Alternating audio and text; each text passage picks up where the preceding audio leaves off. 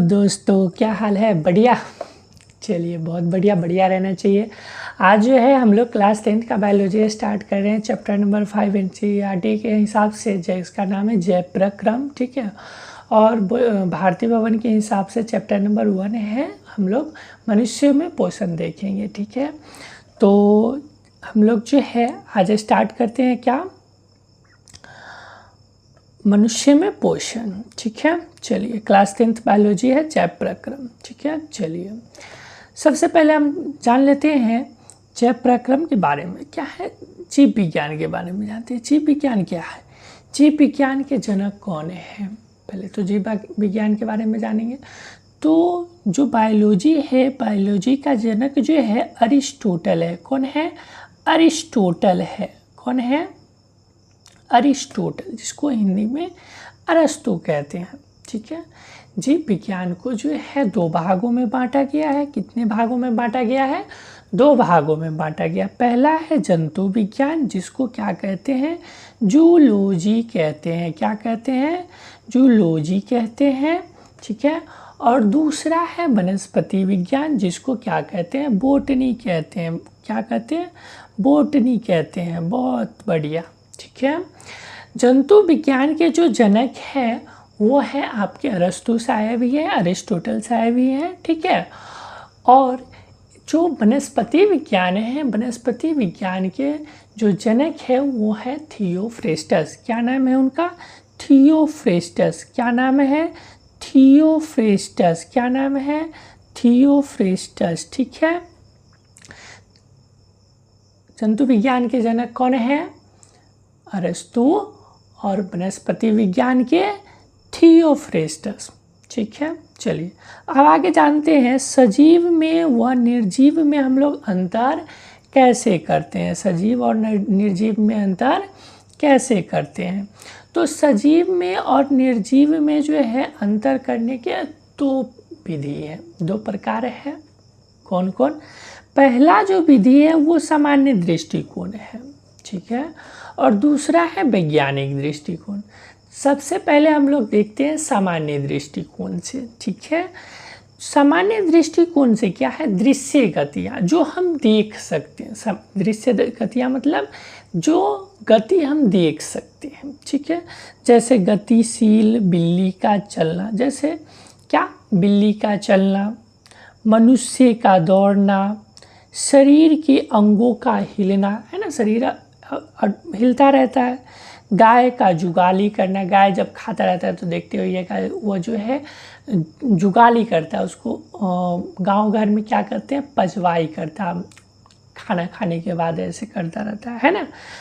श्वसन के दौरान शरीर के अंगों का हिलना, जैसे हम लोग श्वसन करते हैं,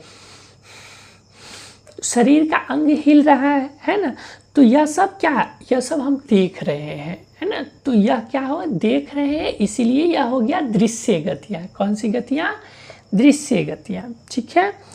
तो जिसमें भी ये गतियाँ होती है वह क्या है? सजीव है। और जिनमें नहीं होती है वो क्या है? निर्जीव है, ठीक है। चलिए, बहुत बढ़िया। लेकिन यह जो मापदंड है, यह सजीव और निर्जीव को बांटने के लिए, अंतर को स्पष्ट करने के लिए पर्याप्त नहीं है। इसीलिए उसका जो है वैज्ञानिक दृष्टिकोण भी है। वैज्ञानिक दृष्टिकोण क्या है? चलिए देखते हैं। वैज्ञानिक दृष्टिकोण में हम लोग अदृश्य गतियाँ देखते हैं। क्या देखते हैं? वैज्ञानिक दृष्टिकोण में हम लोग अदृश्य गतियाँ देखते हैं। अदृश्य गतियाँ जैसे कोशिका में पाचन, श्वसन, उत्सर्जन, परिवहन, जनन, संवेदना व वृद्धि, यानी कि जिस भी कोशिका में पाचन होता है, श्वसन होता है, उत्सर्जन होता है, परिवहन होता है, जनन होता है एवं संवेदनाएं होती है, वे सभी, और वृद्धि भी होती है, वे सभी जो है क्या कहलाते हैं? सजीव कहलाते हैं। और जिसमें भी ये क्रियाएं नहीं होती है वे सभी निर्जीव कहलाते हैं, ठीक है। समझ गया वैज्ञानिक दृष्टिकोण से सजीव। एवं निर्जीव में अंतर। चलिए बहुत बढ़िया। लेकिन ये गतियाँ जो है आणविक गतियाँ कहलाती है, मतलब यह जो है बहुत ही छोटे स्तर की गतियाँ हैं, ठीक है, क्योंकि ये अणुओं के स्तर अर्थात बहुत छोटे स्तर पर होते हैं, ठीक है, समझ गए, बहुत बढ़िया। अब जानते हैं चैप्टर का नाम है, चैप्टर का नाम है जैव प्रक्रम। तो सबसे पहले जानते हैं जैव प्रक्रम किसे कहते हैं। तो वे सभी क्रियाएं, कौन क्रियाएं, वे सभी क्रियाएं जो जीवन में, वे सभी क्रियाएं जो जीवों में जीवन को बनाए रखने के लिए, किसके लिए, जीवों में जीवन को बनाए रखने के लिए एवं अनुरक्षण के लिए क्या है, आवश्यक है। फिर से सुनिएगा, वे सभी क्रियाएं या प्रक्रम, वे सभी क्रियाएं या प्रक्रम जो जीवों में, किसमें, जीवों में जीवन को जीने के लिए एवं अनुरक्षण के लिए आवश्यक है, वे क्या कहलाएंगे, तो जैव प्रक्रम कहलाएंगे। क्या कहलाएंगे, जैव प्रक्रम। जैव प्रक्रम को इंग्लिश में लाइफ प्रोसेस कहते हैं। क्या कहते हैं, लाइफ प्रोसेस कहते हैं, ठीक है, क्या कहते हैं, लाइफ प्रोसेस कहते हैं, ठीक है। अच्छा, जीवन के अनुरक्षण के लिए, तो जीवन के अनुरक्षण के लिए आखिर क्या क्या आवश्यक है, क्वेश्चन है, पूछेगा यदि आपसे ऑब्जेक्टिव में या वन लाइनर में कि जीवन के अनुरक्षण के लिए आप किन किन प्रक्रम को आवश्यक मानेंगे। तो क्या क्या आवश्यक है, श्वसन, उत्सर्जन, पाचन, वृद्धि तथा गति, ये सभी जो है जीवन के अनुरक्षण के लिए अति आवश्यक है, ठीक है। चलिए बहुत बढ़िया, आगे बढ़ते हैं। अगला क्वेश्चन आपसे यदि पूछेगा कि हमारे जैसे बहुकोशिकीय जीवों में, हमारे जैसे बहुकोशिकीय जीवों में ऑक्सीजन की आवश्यकता पूरी करने में विसरण क्यों अपर्याप्त है, यानी कि विसरण की प्रक्रिया से हम लोग जो है ऑक्सीजन को क्यों नहीं ले सकते हैं, ठीक है। तो इसका जो आंसर होगा क्या होगा, हमारे शरीर के सभी कोशिकाएं जो है, हमारे शरीर के सभी कोशिकाएं बाह्य पर्यावरण से सीधे संपर्क में नहीं है, बाह्य पर्यावरण से सीधे संपर्क में नहीं है। बहुकोशिकीय जीवों में शरीर जो है मृत कोशिकाओं से ढका होता है।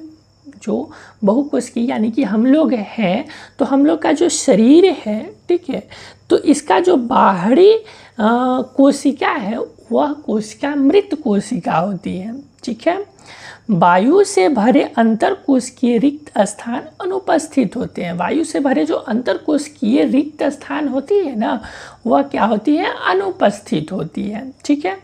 कोशिका से कोशिका में विसरण इतनी धीमी प्रक्रिया है, इतनी धीमी प्रक्रिया है कि फेफड़ा से पैरों की उंगलियों तक ऑक्सीजन पहुंचने में लगभग 3 साल लगेंगे।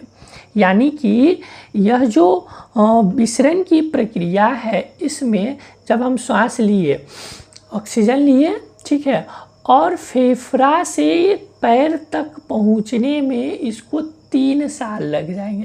अब सोचिए 3 साल लगेंगे तो क्या हम जीवित रहेंगे, नहीं रहेंगे। इसीलिए जो है हमारे जैसे बहुकोशिकीय जीवों में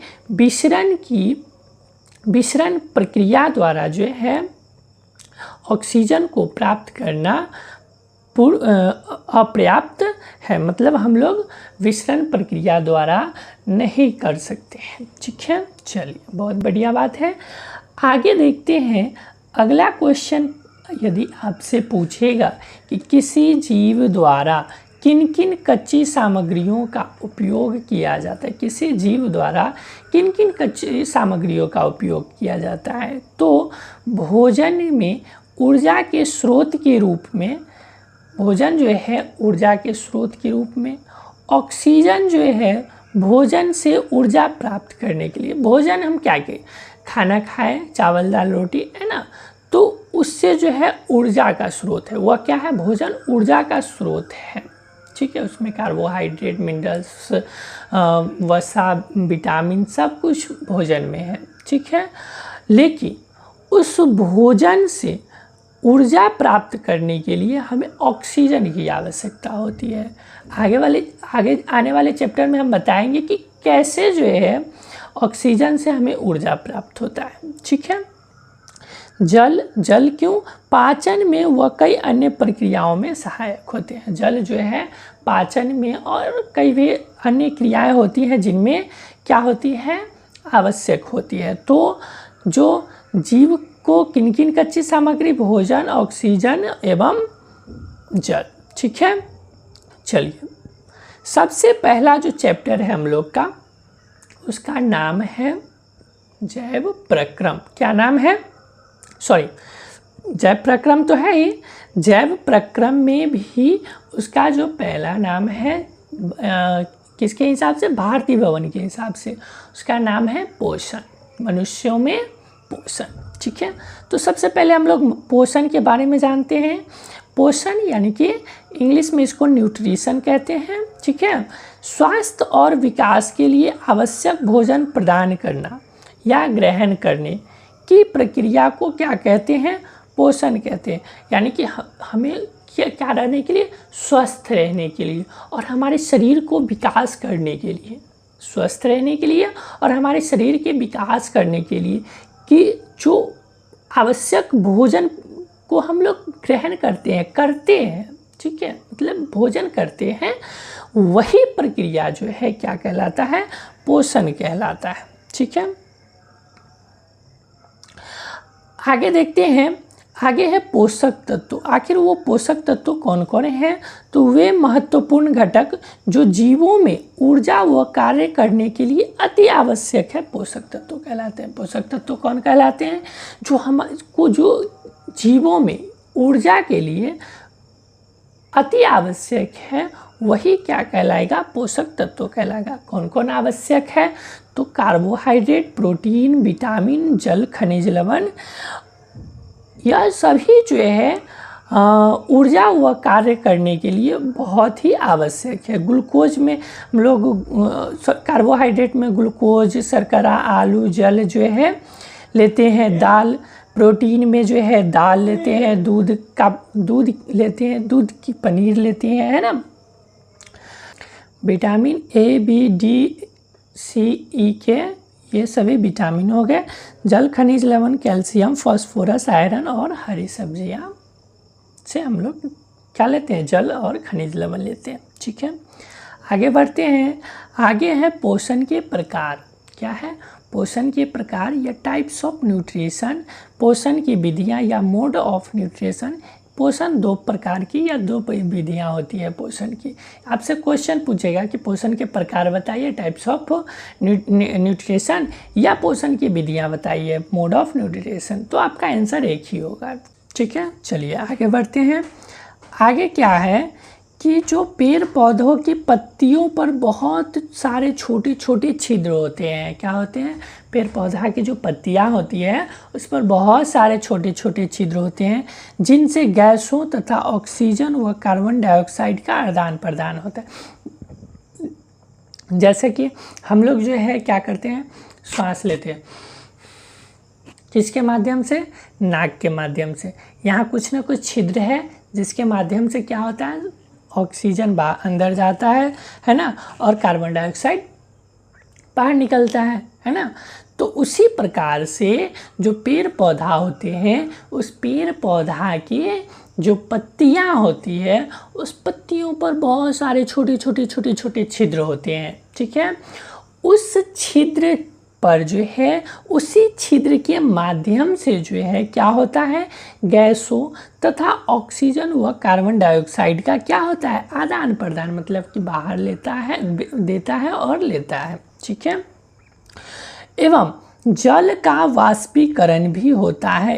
इन छिद्रों को रंध्र कहते हैं। और क्या होता है, जल का वाष्पीकरण। सुबह में जब आप जाइएगा टहलने के लिए और पौधों की पत्तियों को देखिएगा तो वहाँ क्या होता है कि छोटा सा पत्तियों के देखिएगा कि ये जो पत्तियाँ हो गया, ठीक है, तो इसका जो ये मुंह है यहाँ पे छोटा सा बूंद पानी का जो है रहता है ना। तो वो जो है वाष्पीकरण करता है ना, और क्या करता है, यहाँ पे जो भी एक्स्ट्रा जल हो गया भोजन बनाने के बाद वो बाहर वो क्या कर देता है, छोड़ देता है। या बोल सकते हैं कि जैसे हमारे शरीर में क्या होता है, पसीना बहता है ना, उसी प्रकार से उस क्यों पसीना बहता है, एक्स्ट्रा हो गया उसके पास तो वो बाहर निकाल दिया। उसी प्रकार से पेड़ पौधों के पास एक्स्ट्रा हो गया, पत्तियों के माध्यम से बाहर निकाल देता है, ठीक है। इसको जो इस छिद्र जो होता है, इस छिद्र को क्या कहते हैं, रंध्र कहते हैं। इस छिद्र को क्या कहते हैं, रंध्र कहते हैं।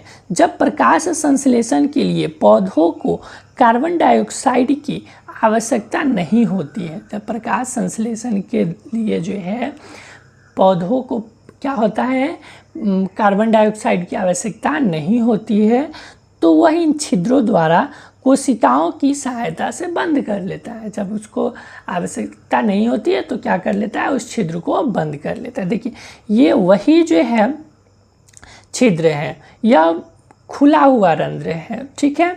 इसमें क्या हुआ कि जब इसको आवश्यकता हो गया तो यह खोल लिया, ठीक है, और जब इसको आवश्यकता नहीं हुआ तो यह इसको बंद कर लिया। यह जो है बंद कोशिका है, ठीक है। देखिए यह जो यहाँ पे ऐसे बना रहता है, मेरा पेंसिल जो है थोड़ा सही नहीं है इसीलिए नहीं बन पाता है बढ़िया से, तो आने वाला समय में जो है बनाएंगे हम लोग पेंसिल से बढ़िया, ठीक है। तब तक आप लोग इसी से एडजस्ट कीजिए। यह जो है H2O है, यह क्या है, यह H2O यानी कि जल है, ठीक है, इस प्रकार से रहता है। अच्छा ये जो है यहाँ पर जो आँख की तरह दिख रहा है, यही क्या है, द्वार कोशिका है। यह क्या है, द्वार कोशिका है। देखिए यहाँ पे यह क्या है, द्वार कोशिका है। जब इसकी आवश्यकता नहीं होती है तो इसको बंद कर लेता है। इसी को कहते हैं रंध्र। क्या कहते हैं, रंध्र कहते हैं, ठीक है। ये बंद रंध्र, इसको रंध्र को अपना बंद कर लिया, ठीक है। चलिए, तो आप लोग को क्लास कैसा लगा ज़रूर कमेंट करके बताइएगा, है ना। और तब तक के लिए जय हिंद, मिलते हैं नेक्स्ट वीडियो में।